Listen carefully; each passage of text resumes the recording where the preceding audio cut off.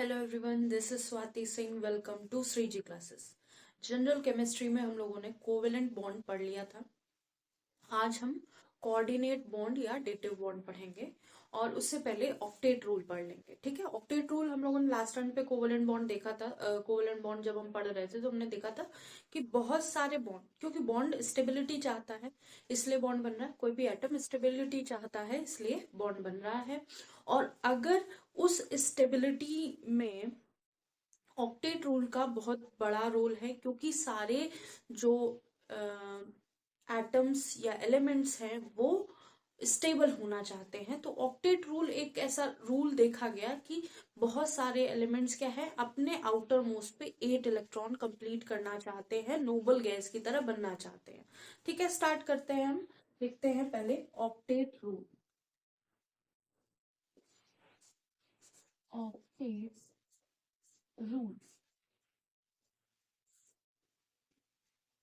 अब इस रूल में क्या था, पहले हम डेफिनेशन लिख लेते हैं, बहुत बार सुना है। According to this rule,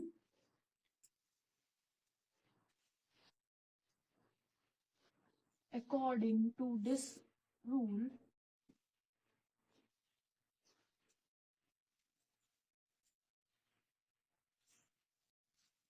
the outermost shell of atom, इस रूल के अनुसार जो outer most shell of atom होगी, contain 8 electron to attain stability. ठीक है, the outer most shell of atom contain या contains 8 electron to attain stability। ठीक है, स्टेबिलिटी पाने के लिए outermost electron, outer most shell में जो इलेक्ट्रॉन होंगे वो कितने होंगे, वो होंगे 8। ठीक है, इसको नोट कर लीजिए। और भी डिफरेंट टाइप्स के इसको, मतलब इसकी जो डेफिनेशन होगी वो और भी तरह से लिखी जा सकती है। हम लोगों को बेसिक समझना है कि ऑक्टेट रूट में जो है स्टेबल एलिमेंट है। एक और लिख देते हैं, stable element contain 8 electron in its outer most shell, इसको लिख सकते हैं। और stable element contain 8 electrons in its outer most shell. ठीक है, अपनी आउटर मोस्ट शेल पे एलिमेंट क्या करेगा, 8 इलेक्ट्रॉन को रखना चाहेगा। ठीक है, तो ये दोनों डेफिनेशन बहुत अच्छे से समझी भी हैं सब लोगों ने। जिन लोगों ने 10th कर लिया है उनको समझ में आ गई होगी, और जिन्होंने नहीं किया है, प्रिपरेशन कर रहे हैं, कोई दिक्कत नहीं है, उनको भी समझ में आ जाएगी कि हमारे जो एटम का आउटर मोस्ट सेल होगा, बाहर का बाहरी जो शेल होगा, उसके पास कितने इलेक्ट्रॉन होने चाहिए, उसके पास 8 इलेक्ट्रॉन होना चाहिए। तभी हम ऑक्टेट रूल को फॉलो करेंगे। या फिर जो एलिमेंट, जैसे हमारे पास है ए, ए के इनर में 2 इलेक्ट्रॉन हो सकते हैं, लेकिन इसका आउटर मोस्ट सेकेंड है, सेकेंड शेल जो है आउटर मोस्ट है, तो इसमें 8 इलेक्ट्रॉन होने ही चाहिए। अगर 8 है तो ये outer most octet rule follow कर रहा है। अगर 8 नहीं है, 1 2, ठीक है, अगर 8 नहीं है, 8 से कम है तो हाइपोवेलेंट, 8 से ज्यादा है तो हाइपरवेलेंट।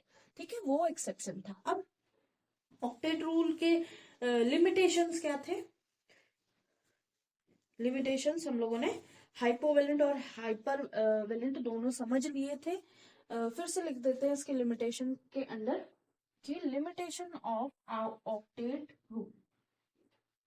नेक्स्ट हेडिंग इसी के नीचे डालेंगे, लिमिटेशन ऑफ मतलब कमियां, या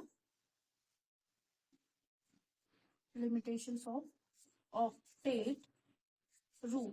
तो ऑक्टेट रूल के लिमिटेशंस क्या थे कि जैसे हाइड्रोजन और हीलियम जैसे एलिमेंट हैं वो क्या कर रहे हैं, वो 8 से कम इलेक्ट्रॉन में ही स्टेबल हो जा रहे हैं।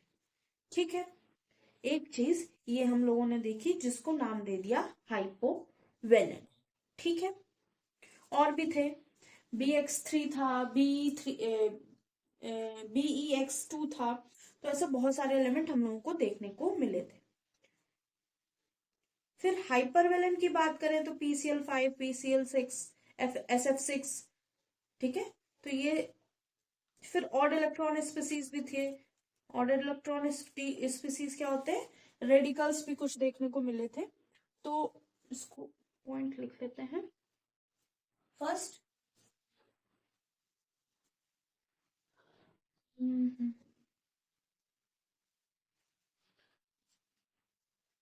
H2 and hydrogen gas and helium like atom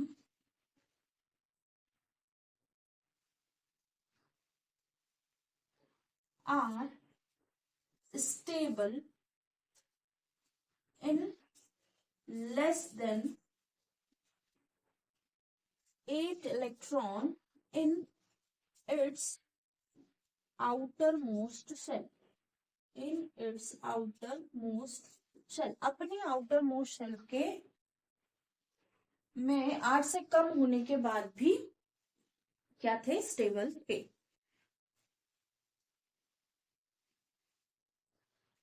तो if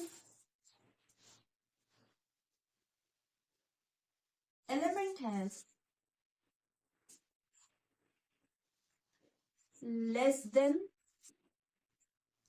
8 इलेक्ट्रॉन्स तो उसको बोलेंगे हाइपोवेलेंट। हाइपो मतलब कमी। और if element has more than 8 electron, अगर उसके पास मोर देन 8 इलेक्ट्रॉन है उसको क्या बोलेंगे, हाइपरवेलेंट। हाइपर मतलब ज्यादा। ठीक है, हाइपरवेलेंट। अब एग्जाम्पल हाइपोवेलेंट हाइपरवेलेंट के लिख लेते हैं। हाइपोवेलेंट के एग्जाम्पल हमने दिए थे BEX2, BX3 और H2 तो ये होते हैं ALX3, ALX3। तो X क्या है, हेलोजन एटम है।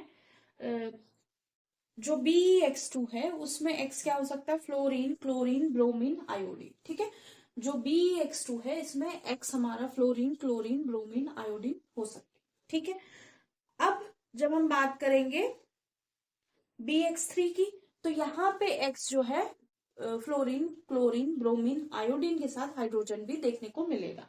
ठीक है, और जब हम ALX3 की बात करेंगे तो यहाँ पे हमको फ्लोरीन नहीं देखने को मिलेगा, क्लोरीन, ब्रोमीन, आयोडीन देखने को मिलेगा। ठीक है, तो ये देखने को मिल सकते हैं। तो इससे हम 6-7 एलिमेंट, 5-6 एलिमेंट बना सकते हैं, इससे 5-6 एलिमेंट, इससे भी 3-4 बना सकते हैं। ठीक है, तो उसके लिए टेंशन नहीं लेनी है।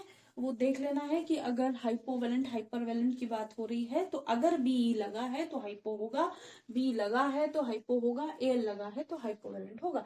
हाइपरवेलेंट की बात करते हैं। हाइपरवेलेंट में हमारे पास जैसे है PCl5, SF6।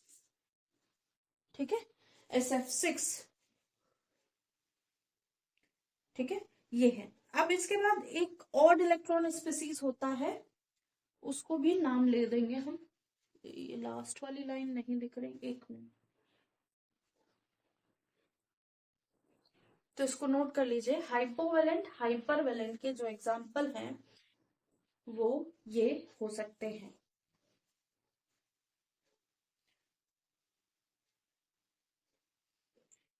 BX3 जो है, BX3 जो है उसमें 6 इलेक्ट्रॉन होंगे। ठीक है, आउटर मोस्ट सेल में B के आउटर मोस्ट में 6 इलेक्ट्रॉन, BE के आउटर मोस्ट में BX2 है तो BE के आउटर मोस्ट में 4 इलेक्ट्रॉन होंगे, फिर भी वो स्टेबल होगा। जब Al की बात करेंगे तो Al में भी ऐसे ही हमको देखने को मिलेगा। अब हम PCl5 की बात करेंगे तो P के आउटर मोस्ट शेल पे 10 इलेक्ट्रॉन होंगे। सल्फर की बात करेंगे तो सल्फर के आउटर मोस्ट पे 12 इलेक्ट्रॉन होंगे, फिर भी वो स्टेबल होगा। तो ये थोड़ा साइज पे भी मैटर करता है। साइज की बात हम लोग जब करेंगे तब हम आगे की बात और करेंगे, तो हम बहुत एडवांस वर्जन पढ़ रहे होंगे, ये अभी हमें यहीं पे खत्म करना है, ठीक है। कभी कभी रेडिकल की बात कर देते हैं, जिसको हम ऑड इलेक्ट्रॉन स्पीसीज कहते हैं। तो ये नोट कर लीजिए, होप सो नोट कर लिया होगा, इसको रब करके ऑड इलेक्ट्रॉन स्पीसीज होते हैं। कुछ और भी एग्जाम्पल हैं, वो आप में नहीं आएंगे। अब जो ऑक्टेट रूल में जो लिमिटेशन था उसका लास्ट है, जिसको हम बोलेंगे ऑड इलेक्ट्रॉन स्पीसीज। इतना लाइट क्यों चल रहा पता नहीं, ठीक है। Odd electron species, odd electron species में जो नाम होंगे वो होगा NO, इसको रेडिकल भी बोलेंगे NO। इसके ऊपर एक पॉइंट रखा होगा, मतलब यहाँ पे एक इलेक्ट्रॉन, आउटर मोस्ट शेल पे एक इलेक्ट्रॉन है, ठीक है। NO, NO2,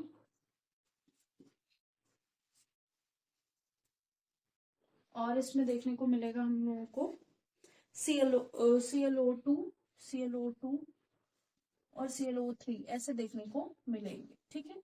तो ये हमारा फिनिश हो गया ऑक्टेट रूल।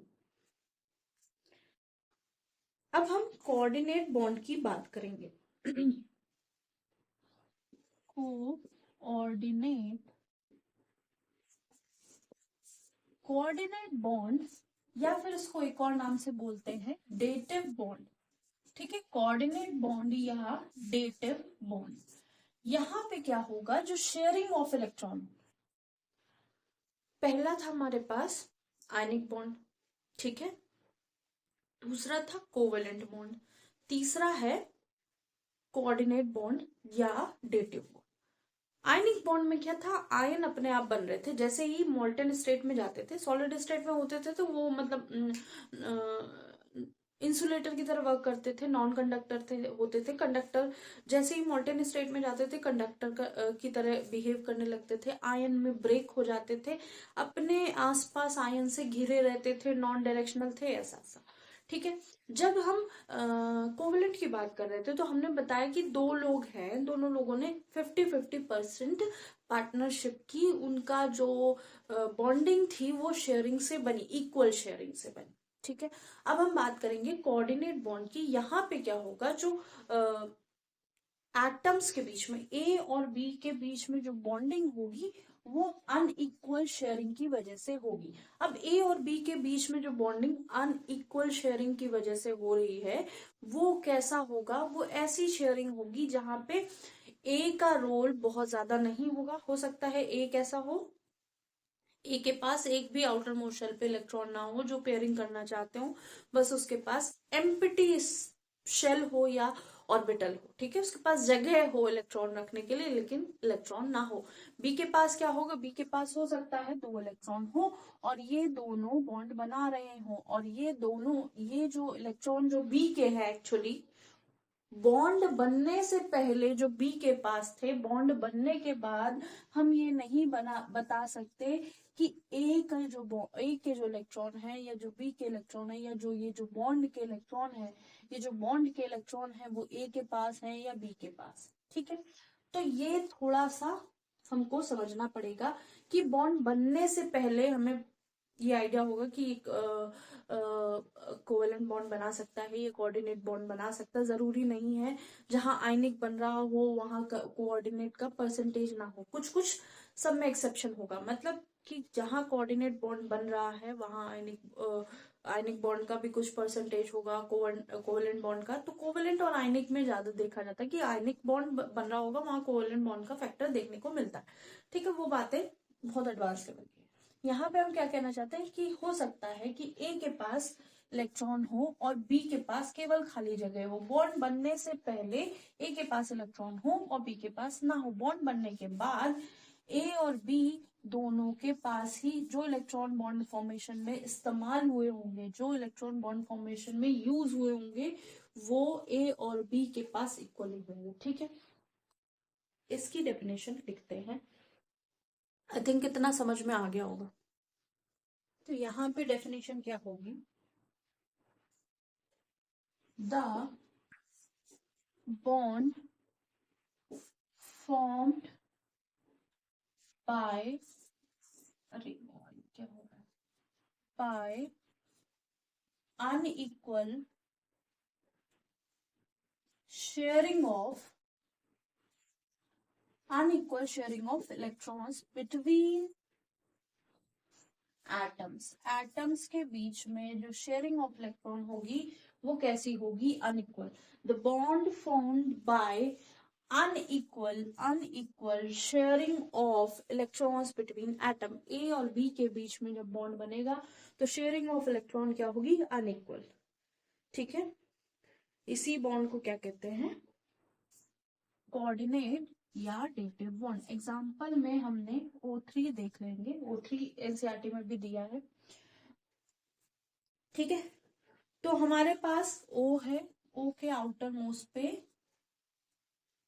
6 इलेक्ट्रॉन है, ये भी O है, इसके भी आउटर मोस्ट पे 6 इलेक्ट्रॉन है, और ये भी O है, इसके आउटर मोस्ट पे 6 इलेक्ट्रॉन है, और ये सब मिलके क्या बनाते हैं, एक मॉलिक्यूल बनाते हैं जिसका नाम होता है ओजोन या O3। तो O, इस वाले O को भी 2 इलेक्ट्रॉन की नीड है, ये वाले O को भी 2 इलेक्ट्रॉन की नीड है, ये वाले O को भी 2 इलेक्ट्रॉन की नीड है, सबको 2-2 इलेक्ट्रॉन की जरूरत है ऑक्टेट पूरा करने के लिए। ठीक है, तो अब ये थोड़ा सा ऐसा होगा कि यहाँ पे बॉन्ड आप जो देखेंगे, यहाँ पे कोऑर्डिनेट और कोवेलेंट दोनों बॉन्ड बन रहे होंगे, तो ध्यान रखिएगा। तो पहले क्या किया, इस वाले इलेक्ट्रॉन ने इस वाले इलेक्ट्रॉन के साथ ये जो है, ये जो बॉन्डिंग हुई, ये बॉन्डिंग क्या हो गई, कोवेलेंट। पहले कोवेलेंट बॉन्डिंग हुई, ठीक है। अब जब कोवेलेंट बॉन्डिंग हुई उसके बाद क्या हुआ, कोऑर्डिनेट बॉन्ड बनेगा, मतलब ये वाले 2 इलेक्ट्रॉन इस वाले O के साथ बॉन्डिंग कर लेंगे। ठीक है, तो यहां पे क्या हो गया, ये क्या हो गया, अब देखिए यहाँ पे जब कोवेलेंट बॉन्ड हुई तो इसके पास 8 इलेक्ट्रॉन गिने जाएंगे ना, इसके जो 2 इलेक्ट्रॉन है वो इसके साथ भी गिने जाएंगे, तो ये यहां से बॉन्डिंग कर रहा होगा, जो यहाँ अब इसके पास ऑक्टेट है। फिर से बनाते हैं, ये हमारे पास ऑक्सीजन है, इसके पास 1 2 3 4 5 6 इलेक्ट्रॉन, ये हमारे पास ऑक्सीजन है जिसके पास 1 2 3 4 5 6 इलेक्ट्रॉन है, ये भी मेरे पास ऑक्सीजन है, इसके पास भी 6 इलेक्ट्रॉन है। ठीक है, पहले क्या किया, इन लोगों ने बॉन्डिंग करी। ठीक है, ये कोवेलेंट बॉन्डिंग थी। अब इसके पास ये वाले इलेक्ट्रॉन तो है 6 और साथ में ये भी गिने जाएंगे, तो इसके पास 8 इलेक्ट्रॉन हो गया, तो ये अब क्या करेगा, कोऑर्डिनेट बॉन्डिंग करेगा या डेटिव बॉन्डिंग करेगा, मतलब इसके दोनों इलेक्ट्रॉन में ये इसके जो स्पेस होगी 2 इलेक्ट्रॉन रखने की इस वाले ऑक्सीजन को, वो सारा यहाँ से पे किया जा रहा होगा, सारे इलेक्ट्रॉन जो डेंसिटी होगी या नंबर ऑफ इलेक्ट्रॉन्स होंगे वो यहाँ से यहाँ जा रहे होंगे या यहाँ से यहाँ ट्रांसफर हो रहे होंगे, या फिर जो टोटल पार्टिसिपेशन ऑफ इलेक्ट्रॉन होगा इस वाले O का होगा इस वाले O के साथ। ठीक है, मतलब जो इसके 8 इलेक्ट्रॉन है, ये 6 प्लस ये 2, तो अब ये 8 अपना बन चुका है, ये फुलफिल हो चुका है, इसके पास 6 की कमी है, ये अभी ये भी 8 बना चुका है, तो इसने क्या किया, इसने 2 इलेक्ट्रॉन की शेयरिंग कर ली इसके साथ, और जब शेयरिंग करी तो वही क्या हो गया, डेटिव बॉन्ड। तो ये वाला डेटिव बॉन्ड बना है और ये वाला क्या बना, ये कोऑर्डिनेट या डेटिव बॉन्ड बना है, ये वाले कोवेलेंट बॉन्ड बने। यहाँ पे इक्वल शेयरिंग ऑफ इलेक्ट्रॉन हो रही है, यहाँ पे अनइक्वल शेयरिंग ऑफ इलेक्ट्रॉन हो रही है।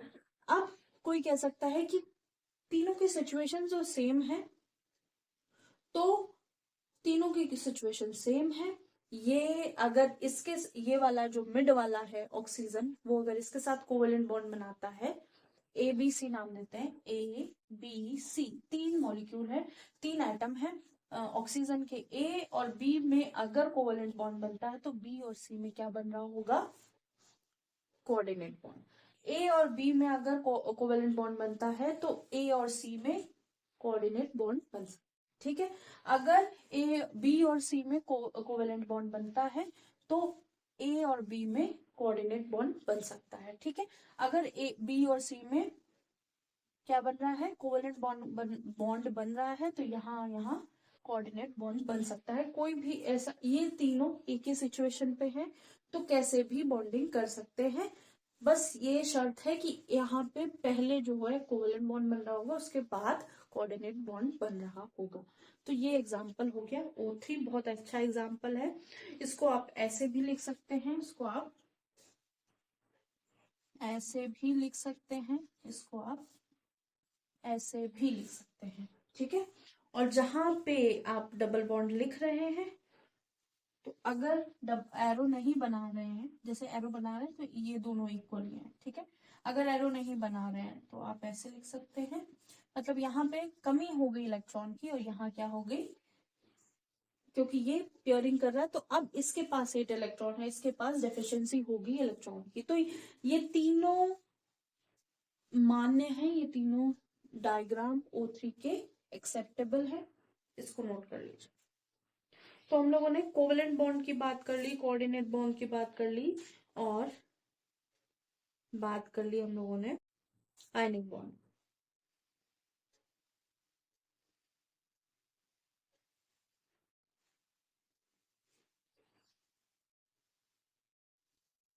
हम लोगों ने सिग्मा पाई की पहले भी बात कर ली है। तो अब हम इसको नोट कर लीजिए, नेक्स्ट क्लास में ये चैप्टर फिनिश ही हो जाएगा। हाइड्रोजन बॉन्डिंग की बात कर लेते हैं, इंट्रामोलिक्यूलर और इंटरमोलिक्यूलर दोनों।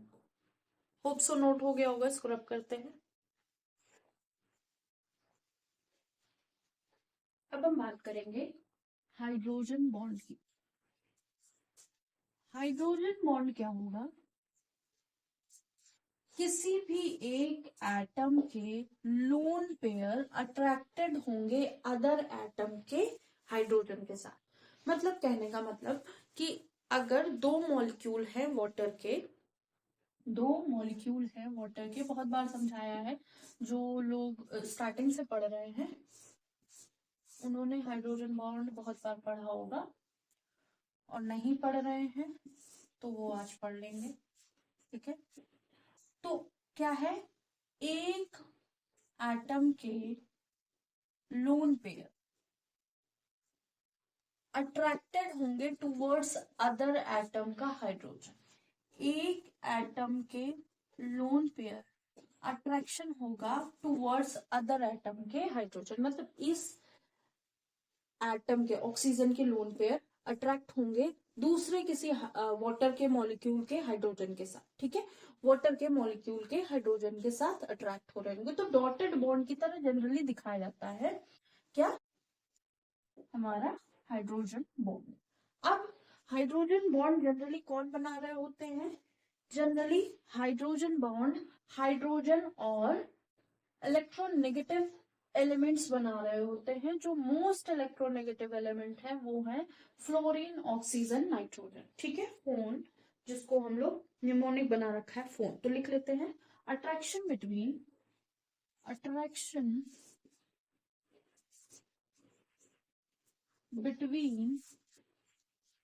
Lone pair of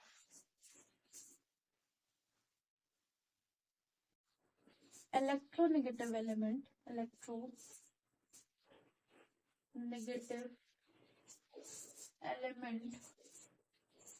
of one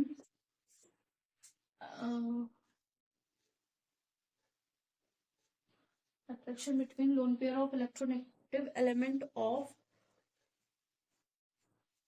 one molecule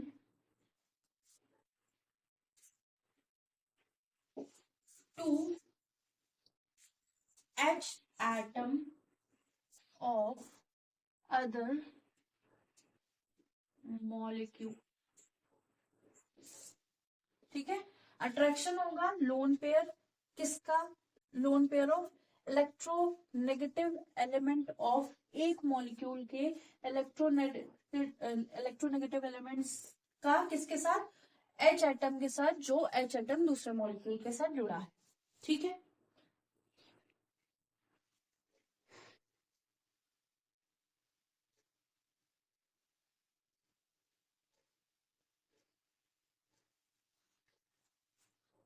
तो ये हो गई hydrogen bonding.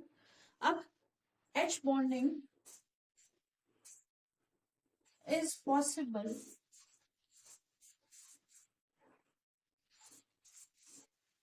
with most electronegative elements generally। Generally most electronegative elements के साथ कौन बना रहा होगा, H जो है H बॉन्डिंग बना रहा होगा। वो कौन से एलिमेंट्स होंगे, fluorine, oxygen, nitrogen. Fluorine most electronegative element है, ऑक्सीजन उससे कम, नाइट्रोजन उन दोनों से कम। ठीक है, और साथ में फिर अगर बात करेंगे कि इन सब के बाद तो फिर sp इलेक्ट्रॉन, मतलब किसी भी एलिमेंट में ट्रिपल बॉन्ड होगा तो उसकी ज्यादा होगी। फिर CF3, CCl3, ऐसे बहुत सारे एलिमेंट देखने को मिलते हैं। जनरली हमारा जो जनरल केमिस्ट्री चल रहा है तो जनरल केमिस्ट्री में हम यही पढ़ेंगे, एक्सेप्शन बहुत ज्यादा नहीं आते हैं। ठीक है, जनरल केमिस्ट्री में अब दो टाइप के हमको देखने को मिलेंगे। अगर लिखना चाहे तो लिख सकते हैं, ये है फ्लोरीन, ऑक्सीजन, नाइट्रोजन। इसके बाद sp बॉन्ड जहाँ पे ट्रिपल बॉन्ड होगा, फिर sp2 जहाँ पे डबल बॉन्ड होगा, और sp3 जहाँ पे सिंगल बॉन्ड होगा।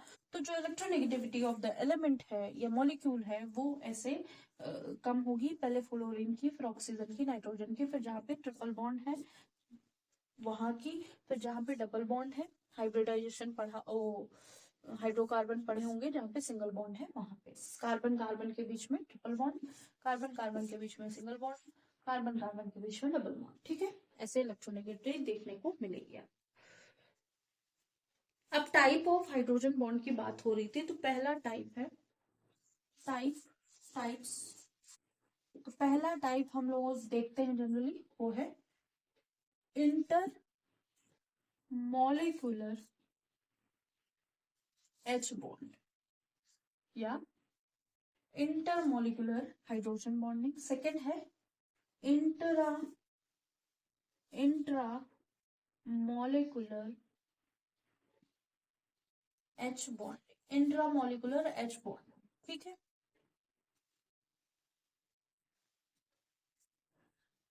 अब इंटर और इंट्रा में फर्क होता है। इंटर मतलब between, bond form between two molecules. Bond जो फॉर्म होगा बिटवीन टू मॉलिक्यूल्स, दो मॉलिक्यूल की नीड होगी। और यहाँ पे क्या होगा, इंट्रा में bond formed with in the molecule. ठीक है, तो यहाँ पे दो इंटरमोलिकुलर में bond form between two molecules, दो मॉलिक्यूल्स के बीच में बॉन्ड बन रहा होगा H बॉन्ड, और bond form with in the molecule, तो मॉलिक्यूल के अंदर ही बॉन्ड बन रहा होगा।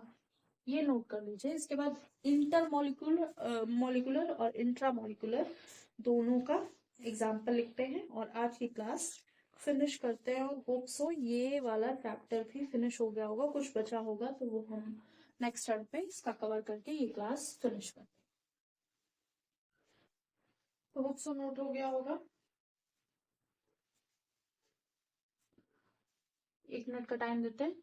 जो अट्रैक्शन होगा एक एटम से दूसरे एटम के, एक एटम का इलेक्ट्रोनेगेटिव एटम दूसरे एक मॉलिक्यूल का इलेक्ट्रोनेगेटिव एटम दूसरे मॉलिक्यूल के H के साथ अट्रैक्शन करेगा तो H बॉन्डिंग बनेगा। अगर ऐसा हो रहा है कि जो बॉन्डिंग हो रही है वो डिफरेंट, मतलब हो सकता है सेम ही मॉलिक्यूल हो या डिफरेंट डिफरेंट मॉलिक्यूल हो। अगर अलग अलग मॉलिक्यूल के बीच में एच बॉन्डिंग हो रही है तो इंटर मॉलिक्यूलर बोलेंगे। अगर सेम मॉलिक्यूल मतलब बहुत बड़ा मॉलिक्यूल है हमारा, कहीं एक एलिमेंट लगा है वो दूसरे दूर के एलिमेंट के साथ एच बॉन्डिंग कर रहा है एक ही मॉलिक्यूल के अंदर, तो वो क्या होगी, इंट्रा मॉलिक्यूलर हाइड्रोजन बॉन्डिंग। तो होप सो ये नोट हो गया होगा। इसको रब करके दोनों को एग्जांपल लिखते हैं, क्लास फिनिश करते हैं। तो यहां हम लिखेंगे इंटर मॉलिक्यूलर और यहाँ पे इंट्रा मॉलिक्यूलर। ठीक है, स्पेलिंग में फर्क है तो ध्यान रखिएगा, ए का फर्क है और यहाँ पे ई। तो जब हम इंटर मॉलिक्यूलर की बात करेंगे तो जैसे HF है, ये इन्होंने बॉन्ड बनाया और दूसरे HF के साथ इसका क्या होगा, H बॉन्ड। तो इस वाले मॉलिक्यूल में जो F है वो इस वाले मॉलिक्यूल के H के साथ बॉन्ड बनाएगा। अगर और भी बहुत सारे मॉलिक्यूल होंगे, एक तो होगा नहीं, तो ऐसे ये जो बॉन्ड देखने को हमको मिलेंगे डॉटेड वाले बॉन्ड, ये क्या होगा, ये होंगे H बॉन्ड। ठीक है, फ्लोरीन और हाइड्रोजन के बीच में। ऐसे हम ऑक्सीजन और उसके बीच में भी देखेंगे, हाइड्रोजन के बीच में, वाटर मॉलिक्यूल्स में ऐसे। ठीक है, तो ये है वाटर मॉलिक्यूल और इसका ऑक्सीजन इस H के साथ बॉन्ड बना हुआ है। तो ऐसे बहुत सारे हमको देखने को मिल जाएंगे इंटरमॉलिक्यूलर। इंट्रामॉलिक्यूलर की बात करेंगे तो बहुत अच्छा एग्जाम्पल है, सबको याद रखना चाहिए। ये है बेंजीन मॉलिक्यूल और इसके ऊपर लगा है O और H। ठीक है, और साथ में लगा है अल्डिहाइड का मॉलिक्यूल ये। तो ये वाला O इस वाले H के साथ अट्रैक्टेड रहेगा, ये वाला O अल्डिहाइड का जो O है ये इसके साथ अट्रैक्टेड रहेगा, ये जो अट्रैक्टेड रहेगा क्योंकि एक ही मॉलिक्यूल है, एक ही मॉलिक्यूल में ये दूसरे के साथ लगा है, फिर इसके साथ, मतलब ये देखिए ये कार्बन है, यहाँ पे जो होगा ये सारे कार्बन होंगे। ठीक है, कार्बन होंगे और ये यहाँ पे क्या होंगे, डबल बॉन्ड होंगे। तो ये डबल बॉन्ड सभी कार्बन के ऊपर होगा। और तो ये ऐसे भी लिख सकते हैं उसको घुमा के भी, मतलब यहाँ पे भी जो खाली स्पेस है वहां पे भी होगा। तो नंबर ऑफ इलेक्ट्रॉन 6 होते हैं अंदर रिंग के अंदर, वो नहीं समझना आपको। हमको पता है कि बहुत सारे कार्बन कार्बन कार्बन कार्बन है, तो ये कार्बन फिर ऑक्सीजन फिर हाइड्रोजन, फिर ये कार्बन ये कार्बन ये ऑक्सीजन। ठीक है, तो ये है तो एक ही मॉलिक्यूल के अंदर लेकिन डिफरेंट एटम है, डिफरेंट पोजीशन है। अब जब डिफरेंट पोजीशन है वो इस तरह एक दूसरे के पास आ गए हैं कि ऑक्सीजन ने हाइड्रोजन के साथ H बॉन्डिंग कर ली, और इस तरह की बॉन्डिंग को इंट्रामोलिकुलर कहते हैं, इस तरह की बॉन्डिंग को इंटरमोलिकुलर कहते हैं।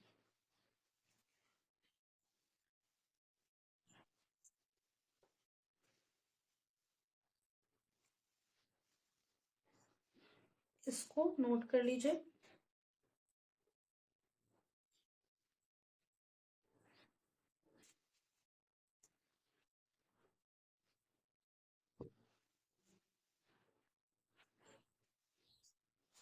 होप सो आज की क्लास समझ में आई होगी। कुछ भी ना समझ में आया हो या कुछ ऐसा लगा हो कि ये पॉइंट नहीं समझ में आया, आप कमेंट कीजिएगा, हम आपको जरूर समझाएंगे। और नेक्स्ट क्लास में हम रेडियो एक्टिविटी स्टार्ट करेंगे जनरल केमिस्ट्री में। आज के लिए इतना ही। लाइक कीजिएगा, सब्सक्राइब कीजिएगा, शेयर कीजिएगा, कमेंट कीजिएगा, बताइएगा क्लासेस कैसी लग रही है। आज के लिए इतना ही, थैंक यू।